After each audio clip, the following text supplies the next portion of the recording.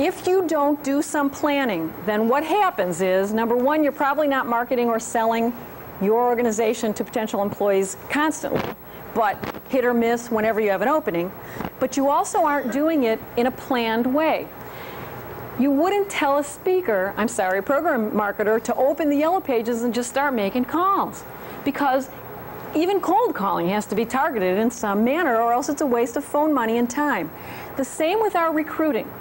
Whether you're going to take my advice and do it constantly, or do it only whenever you have an opening, if you don't have a plan, then you're going to start doing the warm body or the panic kind of stuff.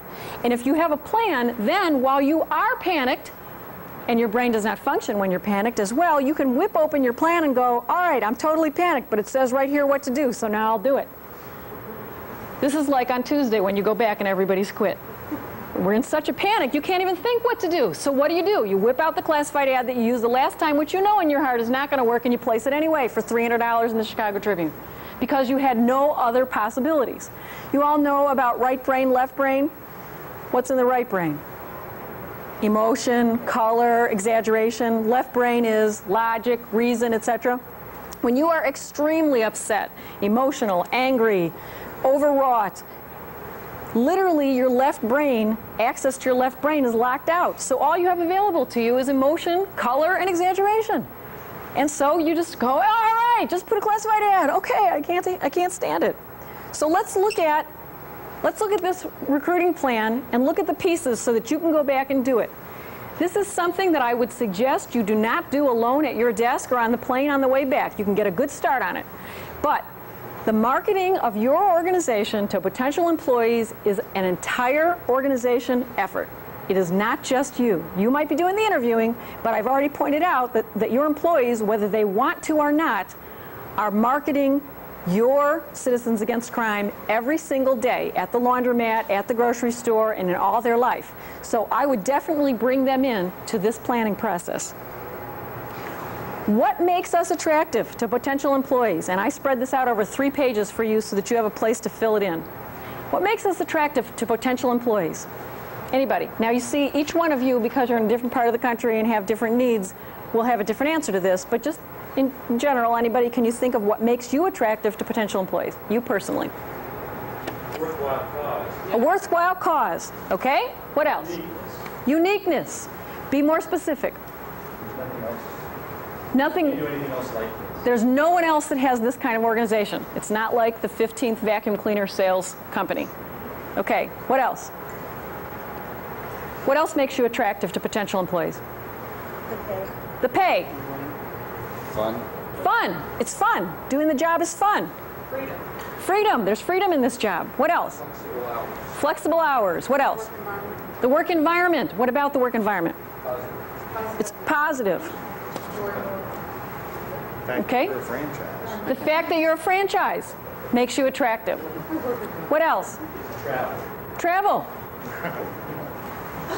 What else? Yeah. Yes. You guys ought to really be able to sell jobs in your companies after this. What else? But they get to work for all of us. They get to work for you. So another thing that makes people, right, well, and that could be true for any one of us. One of the things on your list could be working for me. Makes me an attractive organization. I like the immediate feedback, or do something and they tell you one for like that. Okay, so working in this organization, you get a lot of immediate feedback. Get a sense of accomplishment. A sense of accomplishment. You can see some immediate kinds of rewards too from it. What else? Good pay. This list could be endless. This list certainly starts with you right now generating the things that you can think of for your organization. It absolutely can come from, why did you come to us, to your current employees? You know what else is a really good source of the answer to this question in your marketing plan? Potential applicants. When you're doing a marketing plan for the services and projects of the organization, you ask potential customers. Your potential customers are these potential applicants. So in answering number one, definitely take your own thoughts. Definitely take your current employees. Call past employees and ask them. You're going to get some interesting feedback from them. Call people who have applied but you haven't hired yet or you didn't hire at all. Talk to people that you didn't even hear from. Just random sample of people who might be potentials in your organization. What would make us look attractive to you, or what could we do to be attractive to you so that you'd want to come work here? Number two, who are these potential employees? Who are they? Everybody? Everybody. Let's narrow it down. Not like, I don't mean narrow it down, that's wrong. Because if everybody is, then that's a true statement. But let's make some categories or columns, or else we're right back to untargeted. In a more targeted list of everybody, who's in everybody? People who see the program. Who else? People who've experienced crime. People who've experienced crime. You mean the person who's had the crime done to them? What about the person who has committed the crime? No. No. Be open. Look at other kinds of organizations that use the, in essence, committer, the former drug addict, the former alcoholic, etc., who are incredibly effective. Could be an effective speaker, given that they have all the other stuff that's right and are whatever you might want to call reformed. I want a certain age group. Like Okay. over the age of 21. Okay, so certain age group. Absolutely none of your answers are wrong. I just want to get a good sampling. Former police officers. Former police officers, or even current ones who may want to stop being a police officer. What else? People with physical challenges would work with like marketers. People with physical challenges would work for marketers, sure. Or you may even decide that one of your markets for the programs are people with physical or mental disabilities, and so some with a physical or mental disability that had all the other right attributes might be a good speaker because of the role model, the peer thing. What else? Anyone we meet that impresses us with their enthusiastic about life. Enthusiasm about life, yep. What else? Public speaking ability. People who have public speaking ability. So you'd go looking for people who had been in a public speaking arena in one form or another, like trainers, teachers, preachers, actors and actresses, performers. That's what you said, right? Some of my absolute best trainers in my company are actors and actresses. Incredible at scripting, and they don't even look like they read it. Hungry people. Hungry people. You mean people who want a job, period. Who else are potential employees? Anybody else? People with sales experience for either one of the positions, because you're certainly selling as a speaker as well. You're selling the ideas that you're talking about, as well as, of course, helping to sell products and that kind of thing. What do employees value and need? What do they value and need? Recognition. Recognition. What else? Time off, appreciation. Security. Like, this will be around for a while. Okay, I'm not gonna lose my job. Anything else? Feel needed. To feel needed. The importance of the work. Be a part of a team. Be part of a team. I heard somebody over here say team earlier. What else? Financial advancement. Financial advancement. Anything else? Safety. Safety. Meaning? Meaning that they don't fear retribution. Okay, like I can say anything, I could give my ideas, I could take risks. Okay, this is a safe place to learn and grow and work, and okay. Now, if what you put in what do employees need and value is not matching with number one, if they need and value stuff that you're not providing, you need to go back to number one. These are all ordered, 1 through 10, but they are all mixed up and reversible. So if you get to what do they need and value and you find some things listed there that you're not providing, what's making you attractive, or that you're not somehow getting people to know that, you've got to figure out a way to make sure people know that you are offering these things. Look at number 4. This is the classic. What are the 10 benefits of them working with us? We'll sit there every time and ask somebody in an interview to say, Tell me the 5 reasons or the 10 reasons that you want to work with us. And we don't have anything to say back to them. Make sure you've thought through real clearly what are the 10 reasons why you'd want to work for us in the first place. And maybe there are things that came off of number 1 or number 3. But your number 4 here is me saying to you, write it down. Make it in some words that you're going to know and you'll be able to spit out, just like you do that mission. What's going to attract them to our organization? This is slightly different than what makes us attractive. What is going to attract them? In other words, we're attractive and we know what they value, but how are we going to let them know that? What will attract them? What attracts them now? How do they know that, though? See, that's what makes us attractive, that we're professional. But how do people know that you have all these things to offer? What is it that we're going to have to do to attract them? To see it. We have to get out there and tell them about it. Have to see your passion for the job. They have to see your passion for the job. Therefore, you've got to be out among the potentials in number 3 so they can see the passion. Anything else? Anything else? See, if we know that we have all this great stuff to offer, but we don't have a way to let them know it, or we don't have a way to be in the right place at the right time so they can see the passion, it doesn't do us any good. That's one of the reasons why classified ads don't work. In addition to the fact that classified ads do not meet number 2, who are our potential employees, because classified ads, when you place a classified ad, what you have said is my target group is people who can read the newspaper. Right?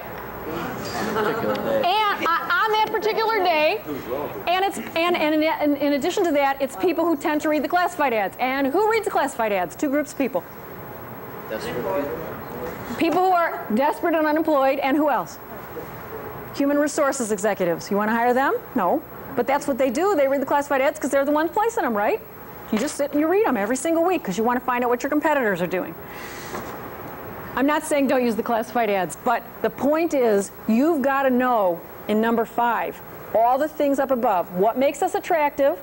Who is it that we're trying to let know this? And number 5, how the heck are we going to let them know it? If you know what it is and you know who the people are, but you don't go do anything about it, it doesn't do any good. It's like writing a letter and never sending it and then getting mad because the person didn't do what you told them to. How could they? They didn't even know. I have such a passion for this job, but I never hung out in the places where the people who I'm trying to market this to could see the passion, so how would they know? They should just know, but they won't. Who are our competitors? Now, this is not competitors like same exact companies to us. This is who are our competitors for employees. Everybody. Who are they? Everybody? Like IBM? Pieces of IBM, maybe. I want you to get specific in who are our competitors. Technical schools. Technical schools. They hire those people to go out and do public speaking to high schools. Okay, they hire people to go out and do public speaking to high schools in order to sell the technical school. Okay. Who else? And again, these are going to be specific to your location too. Seminar businesses. Seminar businesses. Carolyn. Trainers. What else? Insurance. Insurance agents. 2 people at the same time said that. What else? Students? Schools. Because they would hire teachers and what else? Other telemarketing companies. Other telemarketing companies. Even though many of us talked about we don't want the stock telemarketer, some people may be attracted off to them. The list could be endless, and for you, you may even want to be specific and write the names of the organizations that are your competitors. Here's why I want you to do this. Not because I want you to make sure you go burn the place down so that they can't hire any more of your people. Competitors. If you look in Webster's, it does not say those bad people down the street who are trying to undercut us. Competitor is not a negative or a positive word. It's just someone else who has or can attract or do something similar to us. So you want to know who those competitors are so that you can work with them and learn from them. Why reinvent the wheel? If people who are able to hire some of the same people as you want are doing it, let's find out how and why. And let's not do it by going through the back door. Let's get buddies with them, because I'll bet you, even though you're sitting in your office saying, they're doing it and we're not. They're sitting down the street in their office saying, they're doing it and we're not. Every single organization in this country, including IBM, including people that you would think they would never have a problem, everyone has a problem at one time or another, or all the time, recruiting good people. And what lots of organizations have done to try to deal with this, they're stealing potentials from us, is form groups. So go meet the people at the technical college, go meet the schools, go work with them and meet every 3 months or 6 months or whatever and brainstorm ideas. Two things are going to happen. Number one, you're not going to be negative competitors anymore. You're going to be helping each other out. And the second thing that can happen besides the good ideas is that every so often you get way more people that are good than you have the ability to use right now, particularly when you have 2 and 3 and 4 person companies. Well, it's a heck of a lot better for us as an organization to refer them off to someone where they can work right now than have them sit in that application drawer until 2 years from now when we need them. This is like when you go to the store, assuming to buy. You really wanted to buy at this store. They didn't have the stuff. Now, you could just walk out after the salesperson says, I don't have it, and feel, all right, so they didn't have it, I'll go down the street, which doesn't make you feel really negative or positive. Or the salesperson can say, Kmart has it, and now you are hooked for life on that store because that store had, number one, the confidence to tell you, the customer, about some other place where they could buy, where you could choose to buy for the rest of your life, but most of us won't because we feel bonded to that organization that had the confidence and the guts and the desire to meet our needs as a customer. If you can form some groups in your local areas with other people that are competitors for potential employees to talk about and work on and share applicants, you're going to form some really good bonds and you'll be telling good messages to the community about how Citizens Against Crime does business as an employer. You also need to have your short-term and long-term objectives of the organization, not just your recruiting ones. Look at your marketing plan. Look at any other plans, financial plans, or anything else you have. If you don't mix those plans into this, you could be recruiting in a direction that your brain wasn't really planning on going.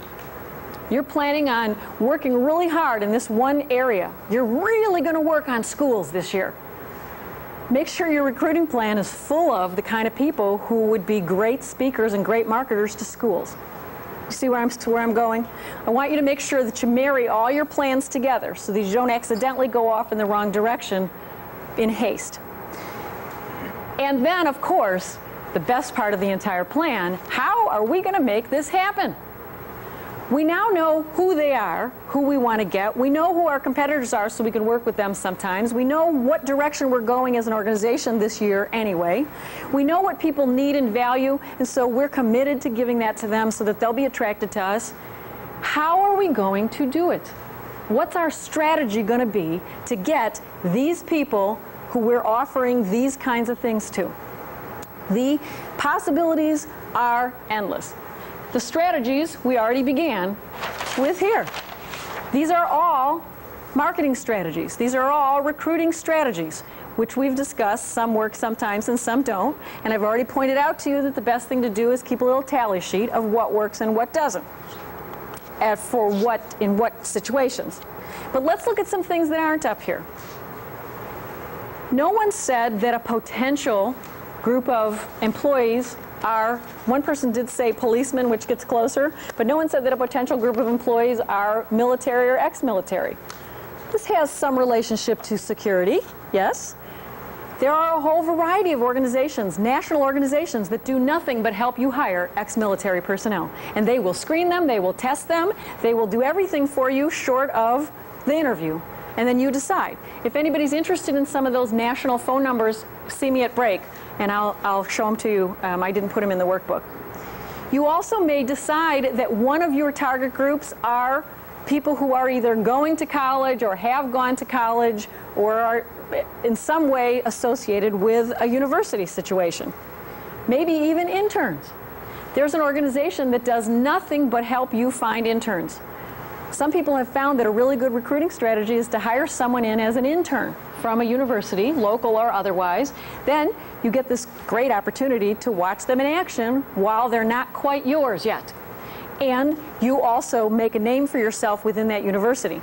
Other things that you can do with the universities and colleges to make it work more often than not, because one person said that colleges and universities don't work, other things that you can do besides the internship programs is to get involved with the people in the counseling and placement department. If what you've been doing with universities and colleges is sending a sheet that says we have an opening for and this is how much it pays and this is when we want the person to start, what happens to those is they go in books or they get posted on the wall.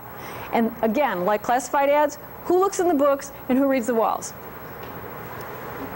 Where's the person who said desperate? The desperates and the other human resources people who are doing on-campus recruiting.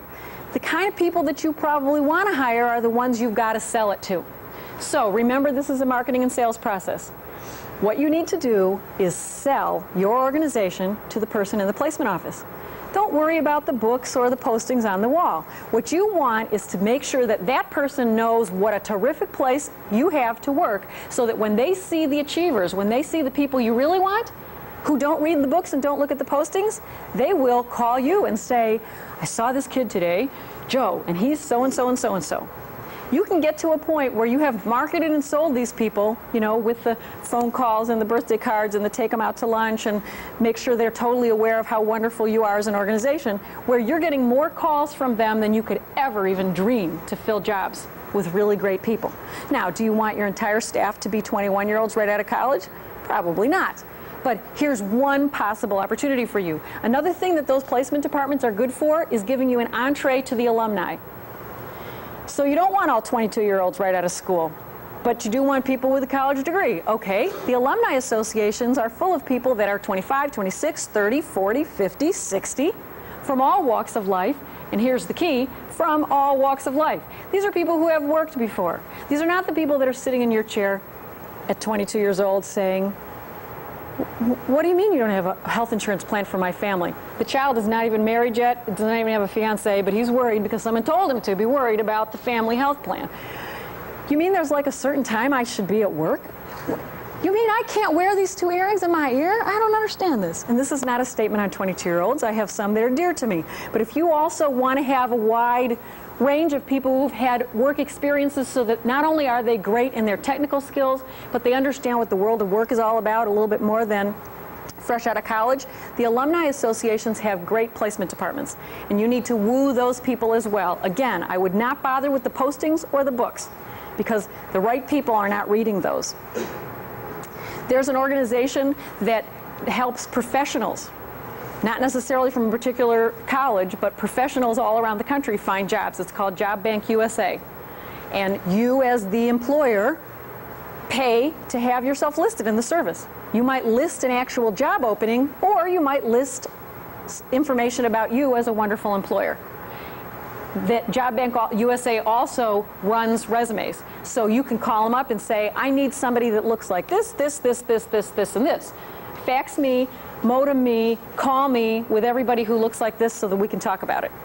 So some of those kinds of services are a little bit more targeted than employment agencies, because the people running them are employment and training professionals and may be able to meet your needs a little bit better for a charge that does not even come close. I mean, it's not even like in the same number of digits on the paper as Headhunters and some of the others that may or may not work but are extremely expensive. Did you have a question? Somebody said participants in programs might or might not be good potentials. People who have and people who haven't seen. That sort of covers everybody, they said. One of the best ways to get to those participants, besides the I'm here in front of you enthusiasm for the job, which though they don't need a job today and you don't have an opening today, may not last with them till 6 months or a year when you need it, one of the best ways are the little notices in the brochures, which sometimes work and sometimes don't. If the little notice, if brochures that you've put together or a notice that you've put in a brochure has not worked for you before saying brochures don't work, past participants don't work, examine what yours looks like. I brought a whole stack of brochures with me to give you an idea of the different ways that other organizations are doing it. Some of them have these really big, wonderful, slick things. If this isn't what you think, this big, slick thing is going to attract participants or anybody else, don't make something like this even if you had the money for it. Some are much more reasonable, depending on what organization it is. Some people have decided that their target, being participants, in your case, customers and others, they're going to make sure that it's not some big fancy brochure that makes it look like the reason you came to this presentation is so we could recruit you to be an employee, and then they start getting mixed up about, did I come here to learn how to be safe, or are they trying to recruit me? So you want to be careful about what those brochures look like. Some organizations, in their desire to be careful, have made their employment recruiting advertising brochures look more like they fit the program. So somewhere on one of the brochures, the lovely brochures that I saw that you have and you may be passing out, somewhere right on that little order form even, you may want to have something. Here's one from an organization that sells stereos and stuff. And right here, it was an 8.5 by 11 flyer that had all the sales for the day on the bottom. On the top, it says, live from Chicago, it's Best Buy, because see, they're trying to attract the kind of people who tend to go to their store, which if you are in the Chicago area, you know that most people in Best Buy are under the age of 30, buying CDs and other things. And so it tells what the opportunities are, and it tells where all the places are, and then it says, Best Buy gives you reasons to smile. You see, this is the why you should come work here. But they used words and in a format that wasn't going to make the customers walking in the door, or the participants in the program, think, why am I here? I didn't come for a job. In Chicago and in some other places in the country, there are Starbucks coffees. Anybody familiar with Starbucks? They're sort of upscale, tend to be downtown kind of places. Well, they decided that some of their customers could be potential applicants too. So the upscale coffee buyer would be interested in a business card. So they put their, we're really cool, you should come work for us, on a business card, and they leave them on the counter. A brochure isn't going to do it for them because their upscale customers are going to be interested in business cards. Here's a company that brings ice cream and other frozen things to your door every single week, just like the milkman used to years ago. And they decided that they thought that their customers were potential applicants. And so they didn't make a special brochure to leave with Mrs. So-and-so when they dropped it off. On the back of the brochure that tells what ice cream flavors of the month and how much everything costs, etc., it says, looking for an exciting career opportunity? Blah, blah, blah, blah, blah, and a phone number. That's all. No big fancy thing, just embedded right in there. Here's another one. This is a pizza franchise. They put it right on their box. I had to cut this out from the pizza box. It was a pepperoni with cheese and sausage and green pepper. It was good. And I even cut out the part that didn't have any cheese left on it. So you may want to look at some of these things, because if brochures like special brochures for recruiting aren't working, it may be because it's too overbearing or too much of a mixed message for who you are. Certainly, something that stays with people a long time would be like the ice cream one where it had the price list on it.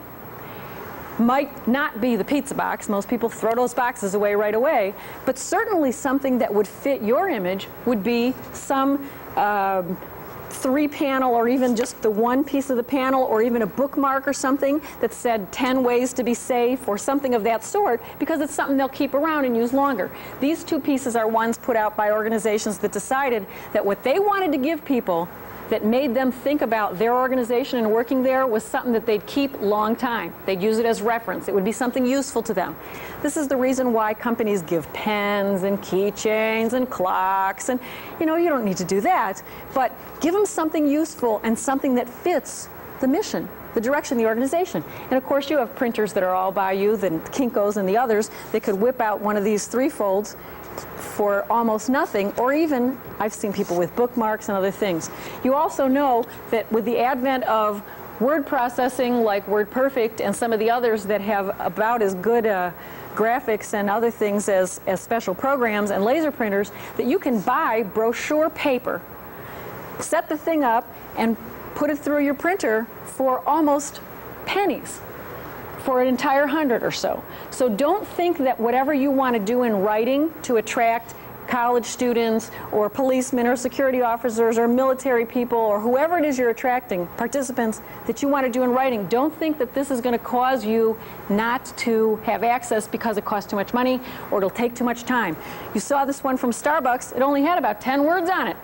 There's a limit to how long it can take you to decide which 10 words you should put on the thing to make it be the right way. You also might want to do targeted mail. You decided who the people are that you want, so instead of putting it in the newspaper where the target is everybody who can read the newspaper and does that day, are the people you actually want. Here's some letters that I brought with me from organizations that decided that, well, one of their targets was women who are going back to work. One of their targets was trainers, let's say trainers, or speakers. So they bought the mailing list, again, for pennies, from National Speakers Association or the local association because you weren't going after people on a national basis, and they sent a letter. And the letter might be so specific as we currently have an opening, or it might be the general, which is much more effective even than the current opening. The general, would you like to work in your home, set your own hours, and have nights and weekends off? Then look no further. See, this is a general. This is why we're a great company. And how do they know what the list was that you sent it from? You can buy lists from magazines. You can buy lists from local organizations if you've determined that that's where the people hang out. What you have to do is figure out who the people are, find out where they spend their time, what they like to read and what they like to do, and then be there. Either be there in person because you're going to show how committed you are personally, or that's the list you're going to send the letters to, or that's the organization you're going to make sure that you get in there to speak with so that they can see you and feel you. A lot of organizations do things that you can buy wholesale. You don't even make your own, and they just send them out.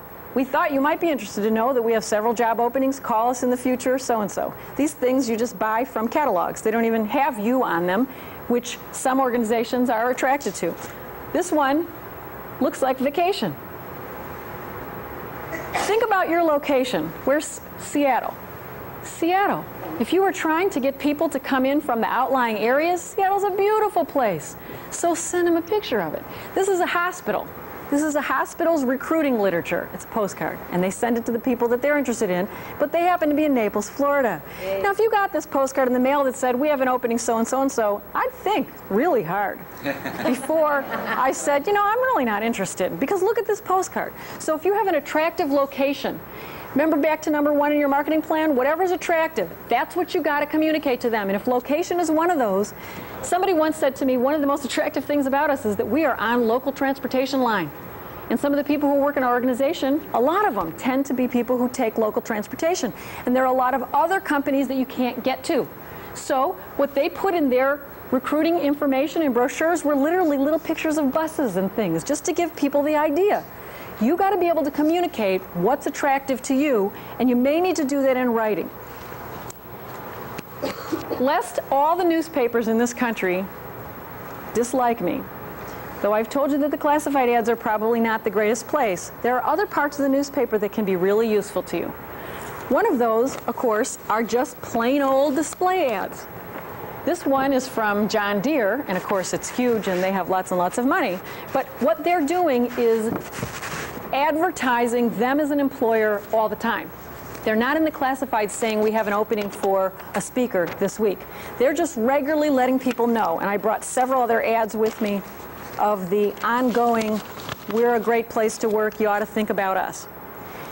In addition to that, for absolutely no cost, all of the stories that get run in your local media when you've got a speaker out doing something, and I have copies of several of them that Julie sent me, if they're written right, they also are really good at attracting employees.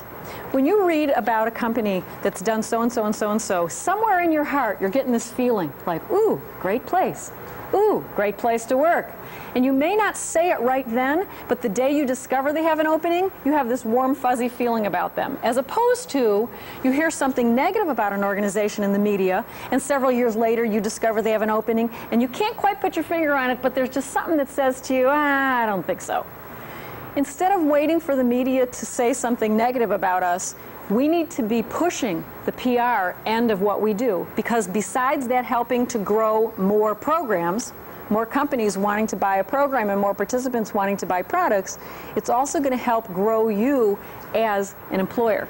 People are going to see you, they're going to know you more, you're going to get benefit from both kinds of customers. One more piece of paper kind of stuff that you can use to make people more attracted to you is stuff you already have. This magazine would be excellent for recruiting. One of the things that somebody said that made them think that their organization was attractive was the teamwork. Somebody else said the pay. Somebody else said, I'm a great person to work with. It's a really great place to work. When you read this thing as an outsider, I know all of you probably don't get this feeling anymore, but when you read this thing as an outsider at a table by yourself, like I did last night, I'm reading this going, birthday lists, what a cool place to work. Boy, they have information about how I could do my job better. That's really neat. What happens is you're reading this and you're getting the feel for the culture. This is an excellent way for you to show the things that you talked about in number 1, what attracts people. Because you can't run around saying, it's really fun to work here. People have to feel it. And they read this and they're going to feel it. So I would definitely have you keeping lots of extra copies of these. Send these things out if you're going to do a targeted mailing. Have these things available to those people who come in and fill out applications so they can be reading it while they're waiting for it to be their turn to talk to you or whatever. I brought another one for another organization that's doing the same kind of thing. They're national and they're sending out to all their locations ideas about recruiting, and then they pass this on to some of the people who they're actually trying to recruit. All of those ideas, and hundreds more, could be really, really useful to you in adding to this list. One other thing I forgot to mention about the colleges, one of the reasons why people may not want to come and work with us is exactly what you said, the uniqueness. See, that's what makes them want to come, but it also makes them not want to come because they don't know what the heck we do or who, I mean, they never, what is this? When you were growing up and someone said, what do you want to be? Did you say, I want to own a Citizens Against Crime franchise? That's what I want to be. No. You said, I want to be a policeman, a fireman, a beautician, a stewardess. You said that whole list of things that we all knew as kids were the list of things to be. Well, there's like 30 and 40-year-olds that still have that same list, and we're not on it. So we need, though the uniqueness is really cool, we need to make it not so unique that no one knows what it is or who we are or what we do. So if universities or technical schools or any other place where you're going to find a gathering of people are a place that you want to recruit from, use the career day concept. Get out there and have a booth. I'm serious. Have a career day booth at the local university if you think that's an attractive place. Many of those booths are $50 or $100. $200 at the most, and you'll be sitting right there next to the biggest bank in town, and you'll be thinking, what a waste of my money. When you go to a job fair or a career day, and many times companies of our size skip that because we think, gosh, you'd go to a career day because you want to get 100 people, you know, and we only have 3 openings ever, and it's only one of those at a time. What's really happening, and what most of the companies that go to career days and job fairs know, is that they are not there recruiting today. They are there for name recognition. It's the same reason that a company exhibits at a trade show. It's not because they're going to sell 6 home units that day. If you go there with that idea, you're probably going to be disappointed. What you're going there for is for people to see you, to know about you. And because, if you ever try this, you'll be next to the biggest bank in town, and there will be a line of about 50 kids standing at that bank, and since no one's ever heard of you or knows what it is that we do, they're not going to come to your table, and you're going to sit there saying, I knew that Carolyn Thompson did not know what she was talking about. What a waste of money. See if I can get her to give me this money back. So don't sit behind your booth. You have your literature on the table. Those 50 kids standing in that line have nothing better to do but talk to you. And that's exactly what I did. I worked for an organization that was a career counseling company. 22-year-olds never heard of career counseling. And so I would go to Kentucky Fried Chicken, because K was close to J, and by the way, they put all these things in alphabetical order. So you will be close to the A's, the B's, the C's, the D's, and the E's. So you'll get to know all the people in all those alphabets. And the people with the big long lines, you just go out there and you just say, so, what are you majoring in? So, what's happening today? Hey, and don't even start selling yourself until you find some common discussion with them. Same way the program marketers and we sell to companies. You don't call them up and say, we're Citizens Against Crime and this is what we have to sell. Do you want it? Yes or no? No. If you could do that, then you could get those dialers and that'd be fine. What you need is people who will discover the need, right? Same thing. That line of 20 kids, you go out there and discover the need. What you're doing is educating. Job fairs and career days are educational opportunities for you to let people know about how unique this is. And you'll pick up a whole lot of potential programs while you're at it, while you're doing that same thing. And finally, look at the last couple things on the plan, and then we're going to take a break. Your plan also needs to include how you're going to respond to the multitudes of people who are now going to be attracted to you because you're so wonderful and you've let them know about it. And I'm not being facetious at all. If you put this kind of plan into effect, the Recruit Constantly, and you have 3 positions total in your office, you're going to have way more people wanting to work with you than you can ever use. That's good. That's exactly what you want. You want the pool so that the day you have an opening, you don't have a 6-week lag or a 6-month lag. You call up the 6 people that you think are wonderful and you're ready to go. You've got to know, how am I going to respond? Did you ever send out a resume and you never heard from that company again? Everybody here, I'm sure, has done that, unless you've always worked for your own company your whole life. It feels terrible. It feels like an affront to you. You've got to set up some kind of a system, whether it's through your word processing or something that you print on 3x5 postcards that is totally unpersonal, but that everybody who has interest in you gets a little something back from you. This is, again, like the customer who, there's a line, 10, 15 people after the program's over, and they all want to buy home units. All right, but the speaker cannot sell them fast enough, and so the last 3 people in line are going, forget it, I'm out of here. I mean, I just can't wait this long. Make sure you don't give that same sense to these potential customers. Forget it, I'm out of here. You spent the time and the money, now you've got to have a way to let them know, we're so happy that you replied. We're so happy that you're interested in our organization. When we have an opening, we'll call you. And of course, to the people who are really, really wonderful and you have absolutely no opening now whatsoever, don't even send them a card saying, we don't have anything open right now, we'll call you when we do. Call them in right this minute for an interview. So you want to hook them in now. Now, when you call them, you say, we have no opening, but we're really excited about you. We think your credentials are terrific. We'd like you to spend a little bit of your time to come talk with us now so we can see how you can fit in the future. You want to hook them now so that 6 months or a year from now, when they've gotten a job and you call them, they start thinking real hard about whether they want to keep the first job they got and they want to come to you. So think about how you're going to respond to those applicants, the really great ones, the mediocre ones, and by the way, the ones who send you resumes on 3x5 cards handwritten. Or the ones that send you resumes with food stains on them. You have to respond to those people the same way. You know why? Because even though possibly based on that resume they might not be the right person, number one, of course, we all know that some of those people are the right ones, and we've got to look past that.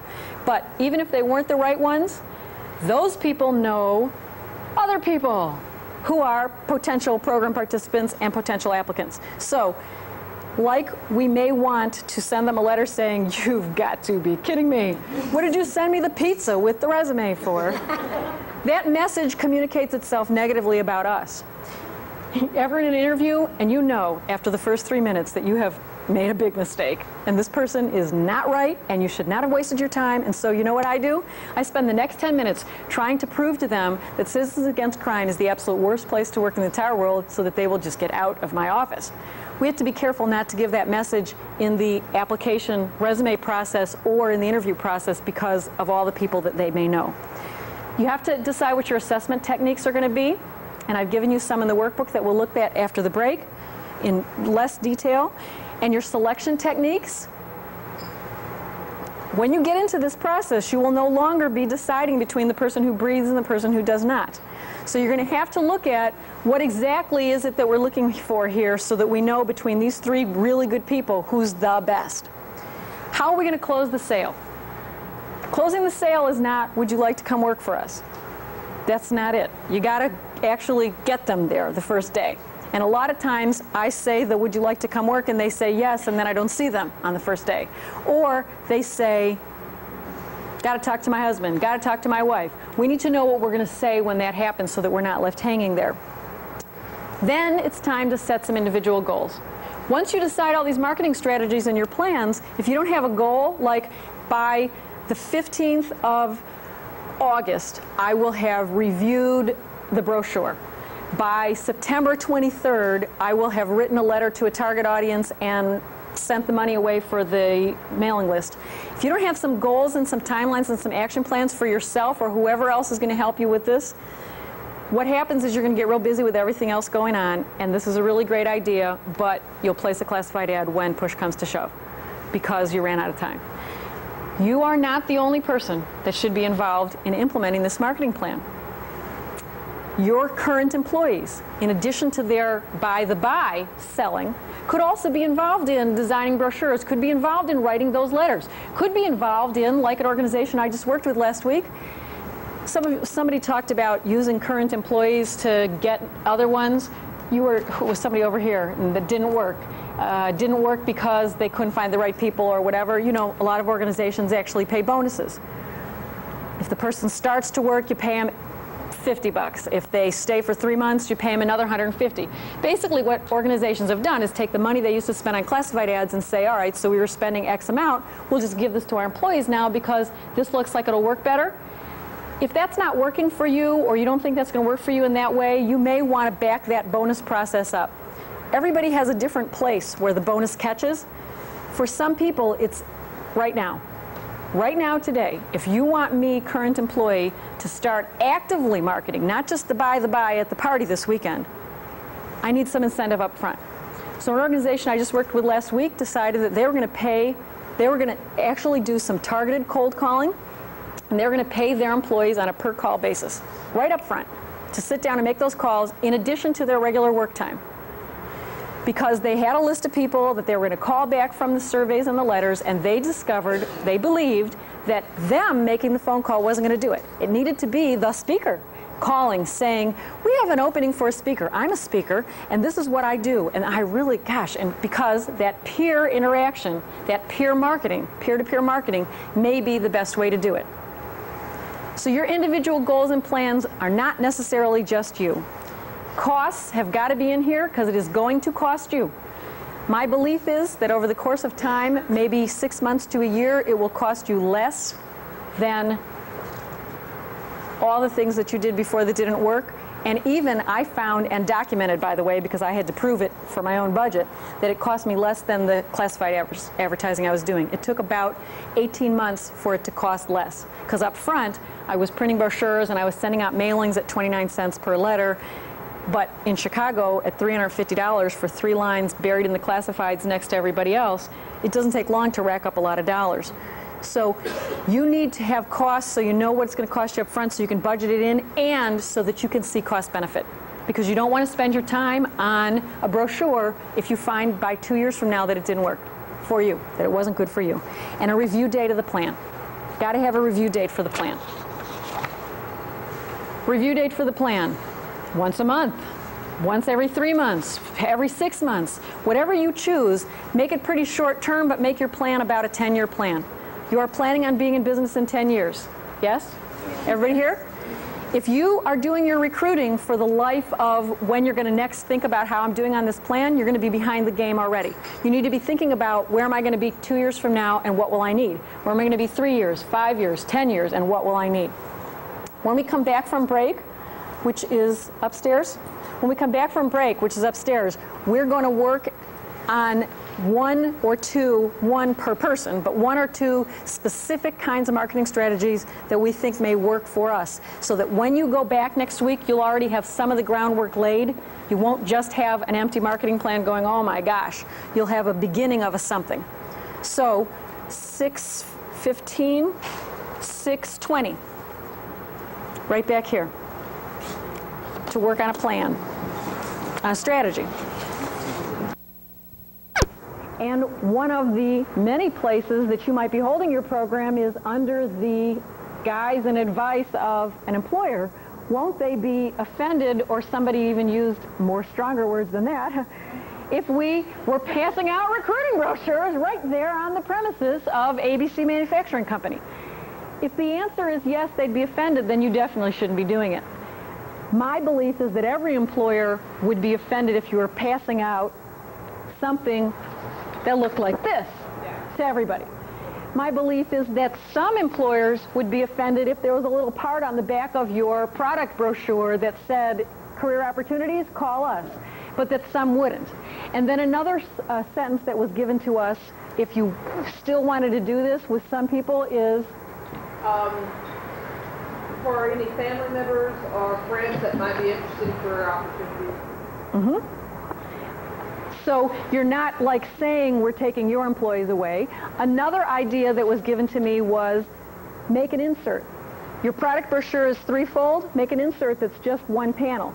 And slide the insert in when you go to clubs and organizations that are not employers, and whip it out when you're going to an employer, so that you don't offend. Or a stamp even. Or maybe not this kind of stamp, but a sticker, a classy sticker, okay? But but there has to be a place to put it. So what you want to do is make yourself flexible. And if you even have the slightest question, if a particular program location would have a fence at this, don't even think about it. Don't even think about it. Also realize that you don't have to even say if you have any family or friends, or if you are interested.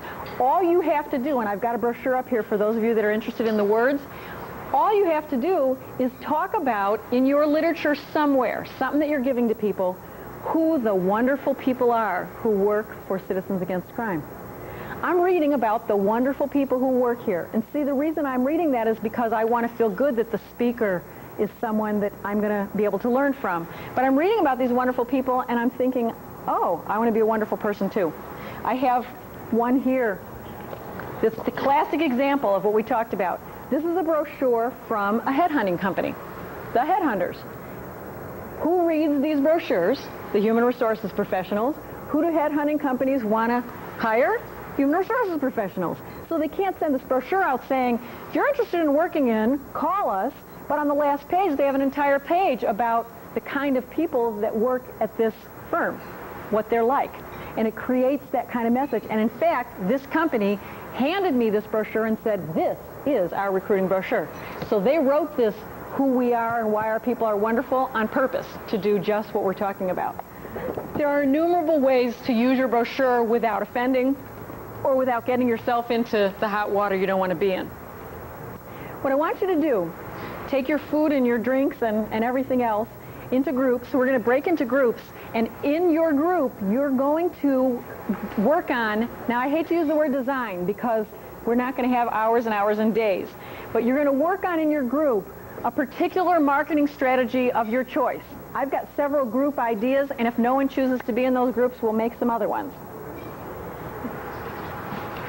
Because we've had so much discussion about the brochure or the insert or the little sticker or whatever way we can get the message across to either participants or someone else, what we're going to do is have a group that wants to work on a brochure. Again, I do not mean that before we walk out of here you're going to have this. But you know what kind of ideas have to be generated to even begin the process. What kinds of things would we say, how it ought to look, should it be big, should it be little, should it be a sticker, that kind of thing. So anybody who wants to begin the beginnings of some kind of a brochure, some kind of written piece of literature for brochure, come up here to these first couple of tables. Don't move until I tell you all the groups, okay? So just remember that. Everybody look up here. This is the brochure group. Anybody who's interested in taking up the idea of letting people in our community in some way know about the careers in our organization, like a career day at a university or wherever, that'll be this group. That'll be here, right here. Somebody who wants to put together a general piece of information for the newspaper. In general, we're letting people know about the career opportunities for Citizens Against Crime in your area. This is what we do at the back table, those back couple of tables. Anybody who is interested in talking about how your current employees can do a better job recruiting for you, come up here to these first couple of tables. And then right back there in the middle, we'll have another group that would be writing a letter to a target audience. And the back table, anybody who wants to talk about how we can get the media to write more stuff about us in our programs so that by osmosis, people will learn a lot about us as an organization and therefore maybe want to work with us. Brochures, career day, general ad, employee recruiting, letter to a target market, and gearing general media stories to, or getting more general media stories about CAC. Okay? Pick up, move. You have 15 minutes to brainstorm. 15 minutes with your group. If anybody needs flip chart or markers to do their brainstorming, I've got both available. Just let me know. Brochures, career day, general ad, employees, they want to, I'm not going to make the groups report. That is one of the most boring things that ever happens in a training program. I won't do that. But I know you have great ideas. You have a great report. No, the boring part is not the ideas you have. It's sitting listening over and over again. What I want to do, though, is give you the opportunity, if anybody had something really cool from their group they want to say. Anybody have some really neat idea? We want to report. If you have something really neat from your group that you want to share with us, please do it. We've got one right here. Say it loud. Okay, under employee recruiting, we really like the idea about the business card with the career opportunity on it, but the little twist is we came up with the idea to, on our regular business card, to have the career opportunity part of it on the back of the card. And Mike came up with Save Lives with a Career at CAC. So this is your regular current employees are going to have this on the back of their cards, so all the times that they're at every kind of meeting you can imagine, every place in their life, they're handing this out and it's right there on the back. What a great idea. Yes, from your group, this was the brochure group, right? This is the brochure group. And essentially what we did is we thought about it a while, and then we decided to disband because what we're going to do is we're going to put an ad in Bob and Bernie's magazine.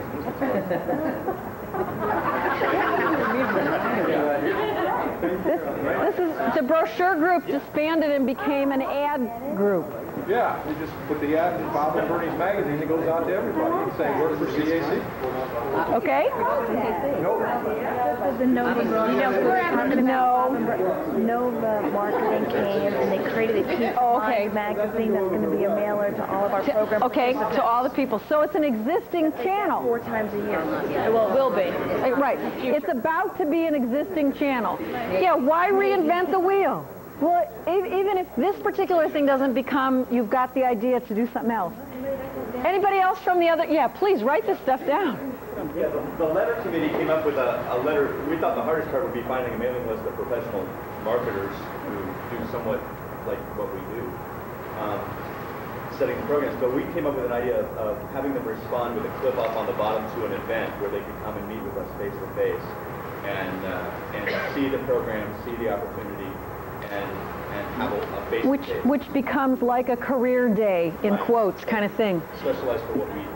You might want to try your local chapter, if you don't want to go national, of the American Marketing Association. Of course, the people in the American Marketing Association are everything from telemarketers to something more professional like what you're talking about, to people who market dog food for Purina. But it's okay to go in a broad market like that because all those people, they know other people. And so even if they're not interested in the kind of marketing you're talking about, they know other people. So you may want to try them. American Marketing Association, I think, is headquartered out of Chicago. You know, there's another one, too. I'm not going to be able to come up with the name of it now, but call me. I think it's the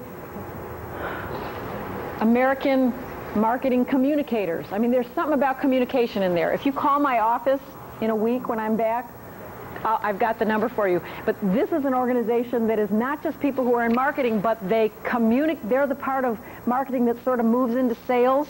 They're not quite selling yet. They're still marketing, but they're the communication end of it.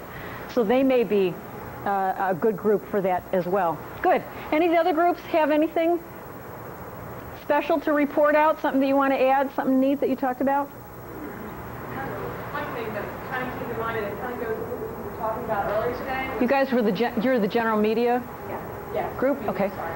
And it was about doing donations and that kind of thing, like donating books to nonprofit organizations, as well as not only just our book, but Janice's book as well, like the police departments and that kind of thing. And also too, another thing I thought was a really neat idea is doing some kind of fundraising. That they were talking about in Atlanta, where they were getting bullet-resistant vests for some of the police officers, if they don't take them themselves, and doing something of that nature as well. Okay, good. Yeah, another thing too was really cool was in Pennsylvania, I don't know if they do this in other states, you just put signs on the side of the road that say adopt a highway. That's a great thing to do to Yes. have name recognized every time the commuters are sitting there and not very happy about these traffic. Yeah, I've seen them in Los Angeles. I've seen them in Missouri, Florida. So there may be a lot of places. Yeah, you gotta be sure. Oh, it's federally funded. Keep it clean. Yes. Yeah, you have to be there and pick it up, or else there's a big sign. Adopt a highway, Citizens Against Crime, and the place is littered with cans, and you go, what? well, I don't Actually, know. if you're considering doing that, I looked into it a little bit. In Pennsylvania, at least, you only have to do it 2 days in the entire year. 2 days. Make a commitment. You only have 2 miles of highway. They provide to you the bags, they provide the things to pick up the garbage and gloves, and all you do is pick it up, bag it, and stick it on the side of the road. They come and pick it up. So it's not a lot of commitment, but you get that sign up there every single day. No, sign's free. It's part of the program. It's like once every 2 weeks, or is it once every 2 weeks? Is it? You have to clean up 1 day every 2 weeks this year, but it's too much. So it depends on the, yeah, it depends on the city. And so what this costs you is time. Time is the most important. Okay. Of course, notice the things that particularly the general media group is saying. These are all things that are also going to bring in programs and program participants. Back to the very first thing I said at 4:15.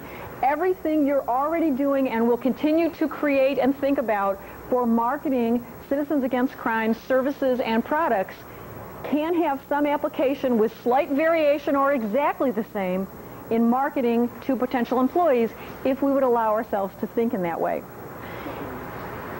To wrap up for tonight, I want to just lead you through the end of the recruitment process. Most people think recruitment is just the part we already talked about. The why do they want to come and see us, and what do we have to do to go out and get them to come and see us, and then we can interview them and select them, and etc. The recruiting process doesn't end until the person is with you. And in fact, if you really want to take it farther than that, you ought to be doing the things that you did to recruit them while they're working with us. You get that new employee in, and they get lavished with time of yours and effort, and then all of a sudden, one day, now they're on their own. And they never see you or think about you anymore, and they're just left hanging there. The kinds of things that we do in recruiting, that marketing and selling, ought to be going on an ongoing basis. It definitely needs to, that marketing and selling definitely needs to happen when you're deciding who should we even call into the interview. So once you've got an opening, now you've got this whole pool of applicants because of all these cool things that you're doing. You have this whole pool. Well, you have to decide who it is of this whole pool that you're even going to call in for this particular opening.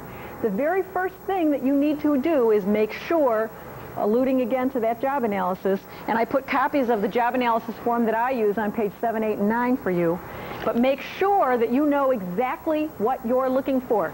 And the best way to do that is every time you have an opening, sit down and look at that position again. The stuff that I have in my job analysis, and I call it a job audit because it's a lot more than how much do you have to lift and do you twist, bend, and stoop, are everything from the major duties and the specific tasks. And notice in my specific tasks, I also look at what kind of frequency? Is this repetitive, same thing over and over and over again, or is there a lot of difference in it? And I also look at who's supervising the person and what the characteristics of that person is. It's going to be most of us in this room. And what's that person's philosophy? Do they supervise anybody? Now, the word supervise doesn't always have to be a big S. Sometimes we have employees who are not supervisors, but they guide, direct, coach other people. So you want to make sure you look at that clearly and that you hire someone if they're going to need to be in a guiding, coaching, training mode that is going to be able to do that with their fellow employees without being overbearing or ridiculous. I look at the coworkers because you can hire the best speaker ever, the best speaker, and they cannot get along with the other 3 people who work in this organization. Forget it. They're gone. You're either going to have to fire them because they can't do the job, or they're going to select themselves out. So it's extremely important to look at that team portion. Obviously, you're going to look at the days and the hours. Career growth opportunities does not mean your job. It might, but it doesn't always mean up. Career growth is just growth, you know. Kids grow up, and as adults, we grow out. And sometimes more out than we want to. So career growth can be looking at what else could this person do in our organization, even if we only have 3 or 4 positions, period. But what else could they do when they outlive their usefulness in this, when they get bored of this?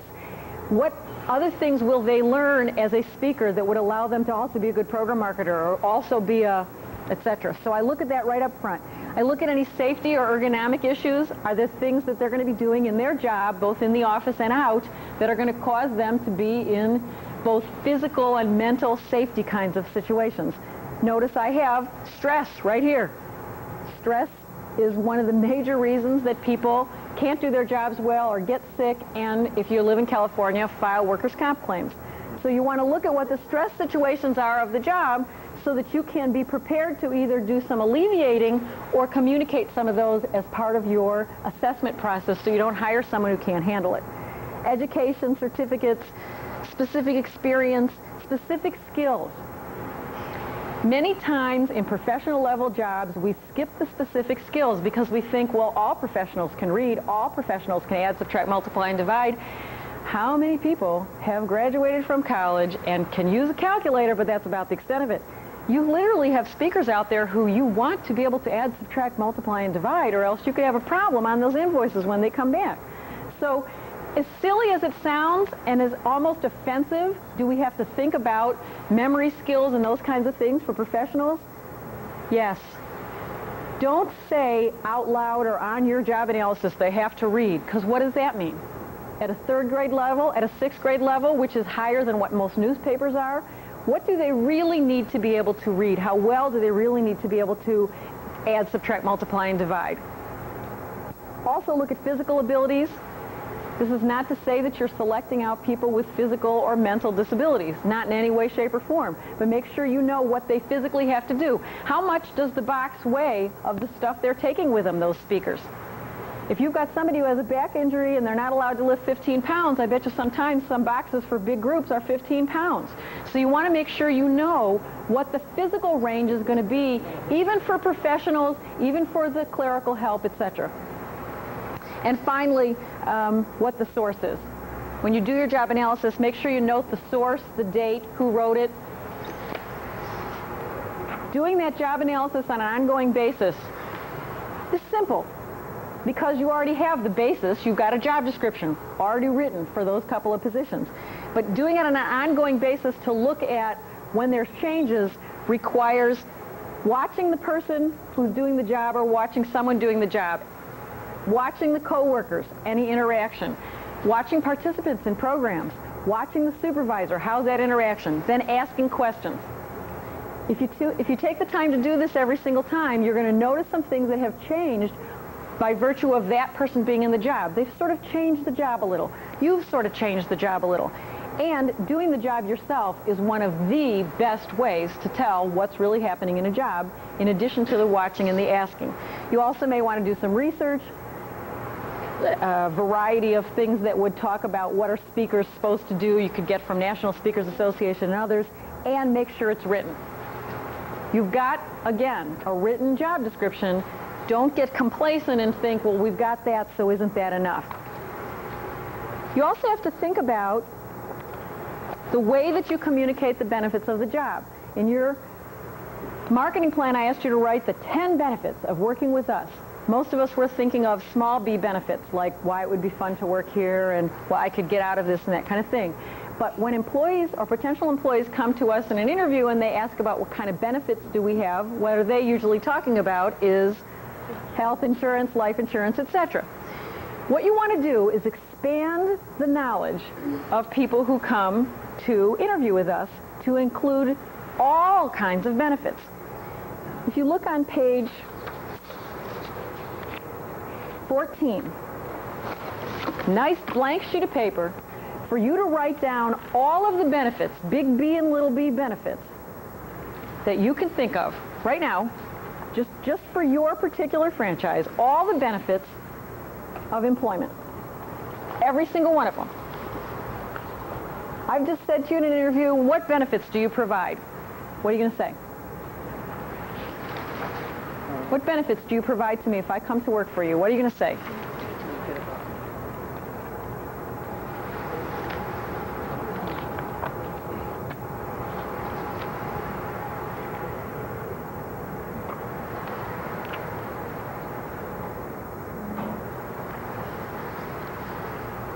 You're missing your workbook.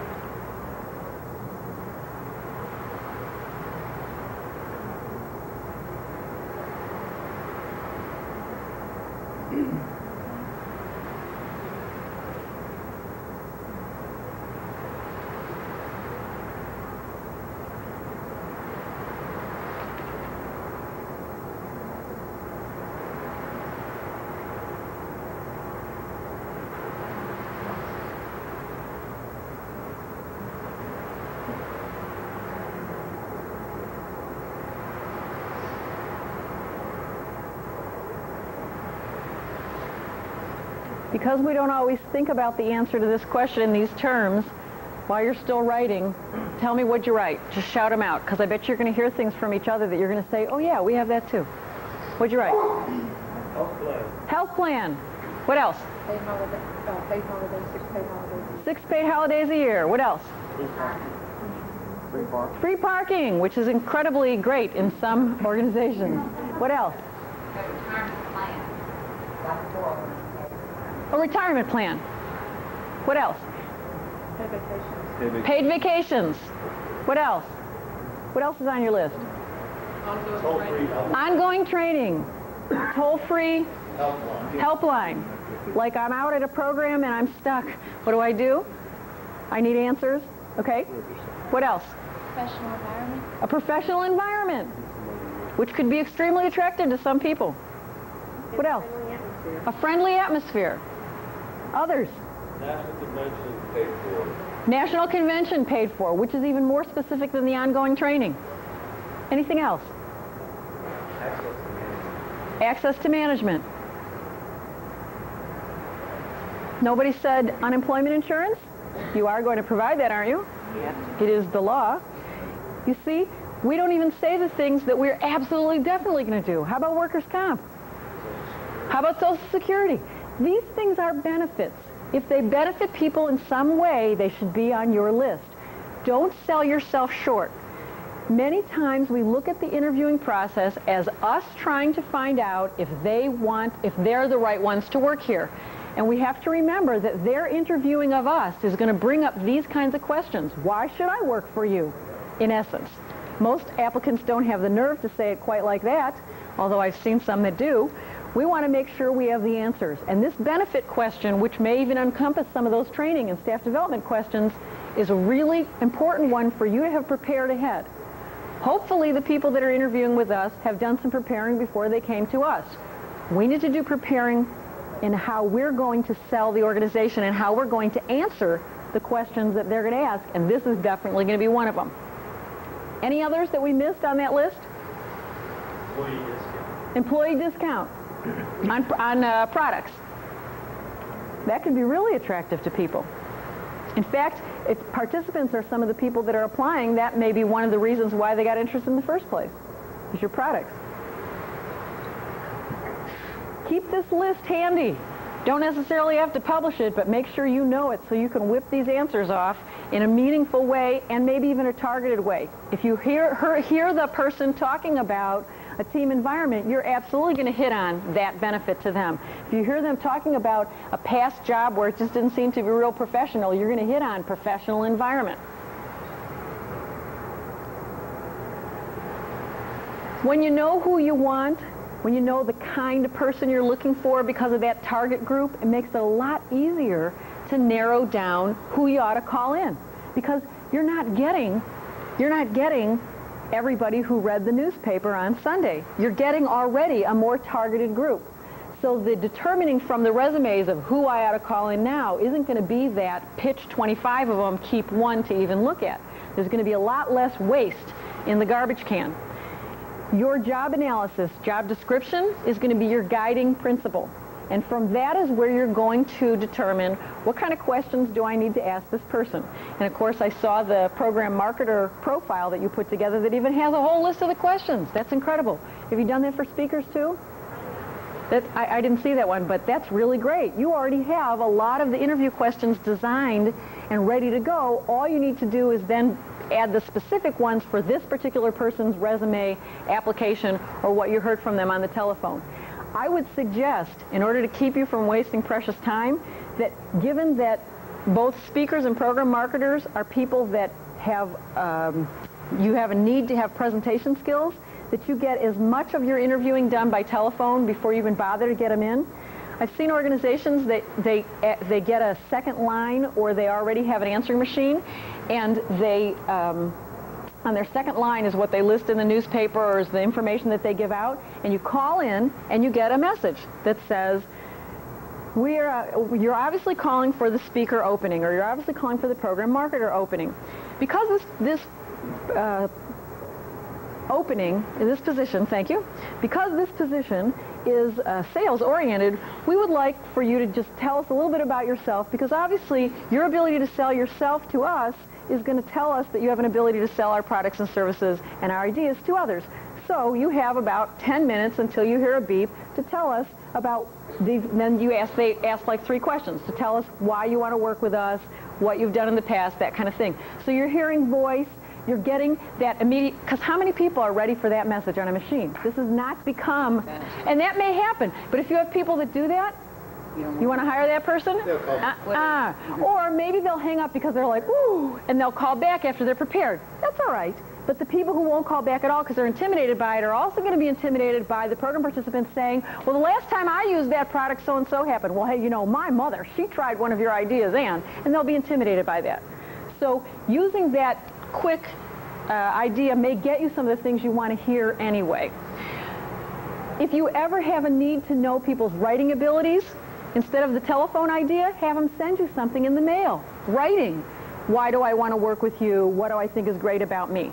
I've worked with a lot of companies that require some ability to write, and so they tell the person, when you send in your resume, also send me a sample of writing. And you know what people send? They send something that, like, their English teacher or someone that they know who writes really well has looked over and combed with a fine-tooth comb, and that's not the kind of writing they're going to be doing with us. So if you ask them questions that they have to answer right away, their writing is going to be something more likely to be like what you're looking for and related to the work situation. Make sure you know the legalities, the kinds of questions that you should and shouldn't ask, and everybody has become real good at, well, you can't say, are you married? So you start pointing to the picture of your wife on your desk, saying, well, you know, I noticed that, and you try to get them to come out with it. Or instead of saying, how many children do you have, you say something like, is there any reason why you might not be able to get to work at like 8:30 in the morning? It has been proven time and time again in court that those questions were with the intent of discovering, do they have children, therefore you're dead. So be careful when you use the interviewing books that are creative ways to ask the illegal questions. Be careful, because somehow if you get pulled into court, it will probably turn around to you. Only ask the questions that are going to help you determine whether the person can do the job, and that's where that job analysis comes in. And if you look at page 17 in your workbook, this is for you to keep. You can't read it up here because it's too tiny, but this is the form that I use to match the job analysis. In other words, what are the tasks, the duties, the responsibilities, the abilities of this job with what kind of questions ought I to be asking? And this is where I can get more specific about a particular person and something I've noticed about them. This is also the form that I use for job trial, which could be testing, could be aptitude testing and math test and that kind of stuff. Or it could be come in and do a 10-minute presentation for us on any subject you'd like, which is a great way to discover how they speak in front of a group. And by the way, you're going to ask them a few pointed questions during that conversation. Part of that job trial could be that telephone conversation. So this is a form that I use to see what are all the duties, and then what are the intelligent ways to assess this. What are the questions I ought to ask? What are the physical and mental tasks that I ought to ask them to perform for me, whether it's writing or that kind of thing. It shows me on one piece of paper, am I asking them to do stuff that has absolutely no bearing on whether this is their ability to do the job or not. And then I also use this form, and I use it on a bigger piece of paper, by the way, than 8.5 by 11, so I have room to write. I also use this form then to determine, I take my notes on it. So I've got everything all on one piece of paper. What I've done is put it on an 1117, and so I have to fold it up to fit it in a personnel file, but I put it in 1117, so I have, when I'm trying to decide between terrific person number 1, 2, and 3, I've got 3 pieces of paper total. I have nothing else. 3 pieces of paper laid out on my desk so that I can do some matching. After you've had the interviews and you've planned questions, and I've put questions in your workbook, and I've put ideas on how do you deal with silent candidates, that really great person, but the cat's got their tongue and they can't really talk and they can't believe that this is happening to them. Instead of pushing them out the door, I've given you some ideas on how you can get some things out of them, what might be wrong, not just that they're shy, but there might be something else, maybe us doing something with them, and some different kinds of interviewing styles. You'll be getting more, if you haven't already, from looking not only at what's in the workbook, but at some of the resource materials that are in the back of the book on interviewing skills and styles. I would urge you to think about your interviewing style. We've all been to numerous interviews, and we have seen this kind of interviewer, the business-like person. They speak only about the actual tasks of the job. They don't want to know anything about anything else. They sit there and they tell you all about the tasks, and then they watch you to determine whether you think you're going to be able to do it or not. Like no talking, coming back and forth. Each one of these interview styles could be useful with a different kind of interviewer. So you want to plan this style ahead, with interviewee. You want to plan your style ahead just like you would your questions. What kind of interviewing do we need to have? The standardized interviewer, that's the person who reads the interview questions off the sheet, and even if something else occurs to them, they don't ask it for fear that if you ask one person this question but not the other, then it'll be discriminatory and I'll get in trouble, so I won't do it. So this is the person who would read from the program marketer the 15 questions that are in there, and that would be the only questions they asked. I've also seen people be the inquisition interviewer. This is the person that says, so tell me why you want to work for us. And then they wait. That's that sort of hard interview style, and that may work in pieces of your interview with people, and you need to be prepared to ask some of those kind of questions. You may also want to be or have or part of the friendly chat. This is the part with some people where you're going to talk about the weather and their golf game and that kind of stuff without getting into how many children they have and if they're divorced or not. And then a lot of the interviewers that I have worked with use eyeball interviewing mainly. Sometimes people call this gut interview. The person walks in the door and you go, forget it. That's it. But we've all learned in our own training, what is it? The first 10 seconds, 15 seconds max? So try as you might with these lovely standardized questions and your inquisition style and your business-like style. Most of us are eyeballing it. And as soon as we see the person with the fingernails out to here, it is darn hard to ask the questions. Because you're just thinking, oh my gosh, or the earring in the nose, or like the one time I had this, I walked into my office, the secretary sent the person down before me, and I expected to walk in there and find the person sitting in my chair. No, I walk into my office and the person's like this on my desk. Now, when that is your first impression of the person, how am I going to want to ask these questions on here? All I want to do is get them out of my office. However, if we do that, number one, it's possible that we miss a really good reason for doing that. Number two, then we may send the person out with a real negative feeling about our organization. So we have to be really careful not to play the how many bad things can I tell them about the job so that they'll say, hey, I don't want this job anyway game.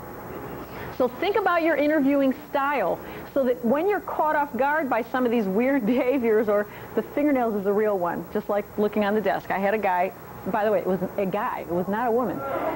I'm serious, they were this long. And I didn't even have to see them. You know why? And see, this happens to some of you who have clerical staff too. They call you up and they say, this guy has 6-inch fingernails. So he doesn't even come in my office yet, and I'm already like, okay, I'm not hiring him. I didn't even see him yet. The same thing happens on the resumes as we talked about earlier. Forms like this, where you have to plan your questions out ahead of time, where you have to think about what is it I'm going to ask them to do and say, how am I going to conduct this interview, what time of day will it be, will I take them on a tour, will I have them go see one of our programs so they can get an understanding of what it is we do, will I show them this wonderful new videotape that Julie sent me for new employees. So they're not an employee yet, but let's show them what it's like. What kinds of things am I going to do to make them understand the job well enough so that not only will they be interested in the job, but so that I won't get them into a situation where after they start working with us, I either oversold or I didn't give all the information in some way, and so then I have buyer's remorse. That's the person who either doesn't show the first day, or after about a week or two they say, this is not what you told me it was going to be at all. This is not what I expected. So the more you can plan out that interview, and most of us focus on the questions, the more you can plan out that interview, the better you're going to be when you get to the selection stage. And the selection stage for me, as I said, is nothing more than comparing those pieces of paper and deciding who. Finally, close the sale. Please prepare for closing the sale. Some people are going to say, oh, thank you for calling me. I'm so glad you chose me. Others are going to say, I have to talk it over with my husband. I have to talk it over with my wife. I have to think about it. If ever there is a, I'm not deciding this very second, give them a window. Don't let them set your window, or else those other two really great people, you got to leave hanging there. Say, that's a wonderful idea that you want to talk this over with your spouse. I think that's terrific. I'd like to hear from you by noon tomorrow. Or I will call you by noon tomorrow. If I am not able to get a hold of you, I'll assume, that you've decided something else. Don't let yourself get boxed in by an applicant. You need to be in charge of this so that you can go on to option number 2 if you want to do that. And then it's not over, even when they say yes. Because between tomorrow when they start, or next week when they start, or next month when they start, because we have that whole range, all kinds of things are happening in their life. I heard this is a bad place to work. Oh, you should have held out for more money. It's not in a good neighborhood. You're going to have to travel a lot. There's going to be a whole group of people who are going to be telling them why they made a bad choice. Not to mention the other employers they were interviewing with who maybe are trying to up the ante. So between the time that I actually say yes and the time that I am now in your clutches, day 1 new employee orientation, you want to be in contact with them constantly. See, the sale is not closed until their feet are on your soil, and even then it's a little shaky. So I send them postcards, I call them up on any pretense. There's about 20 things that a new employee has to hear about or do, right? So you make 20 calls. You call once for this, and once for that, and once for something else, and you send them a brochure in the mail. And you send them the most recent employee newsletter because you forgot to give it to them that first day. And then you have the program marketer call them up and say, congratulations, we're going to be working together. So excited to meet you. And then you have somebody else call them up. In some way, you need to be in contact with them constantly so that the sale actually comes off. Just like you were in constant contact, not daily, but with your point person at the company once you've actually set up a program, because sometimes some of those programs don't become reality even after your contact person says yes. So you want to keep in touch with them until you have them in your little clutches to begin to show them the teamwork, the professional environment, etc., etc. Again, lots of information in the workbook that will help you put some of these things into action. Pages and pages of resource material. I brought even more resource material with me up front that you are welcome to take with you before you leave. And I would really appreciate it if sometime between now and when you get on that airplane to go home, you flip to that back page, and if you haven't already written down ideas to implement or a goal that you're going to put for yourself, that you take the time to do that, because you know what's going to happen when you go back to the office.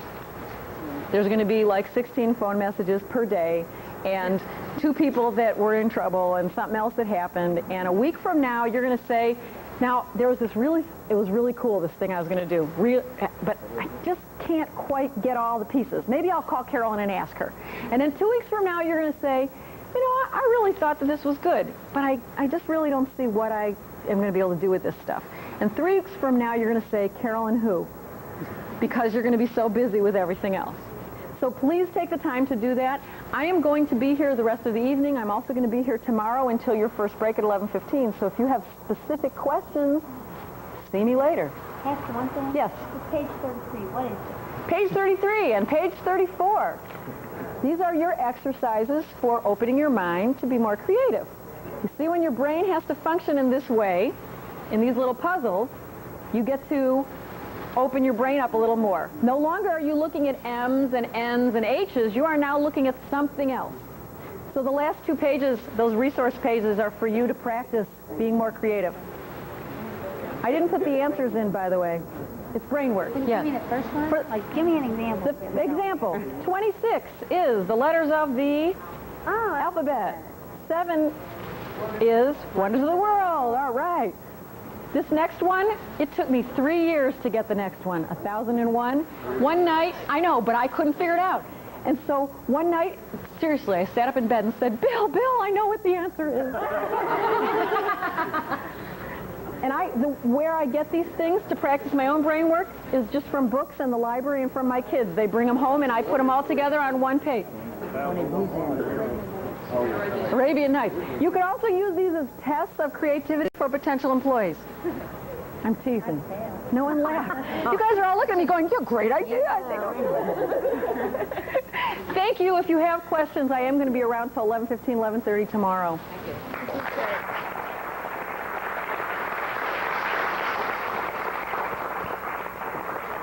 And I'll leave the information up on the front table till after you're finished with the program tonight so you can look at it.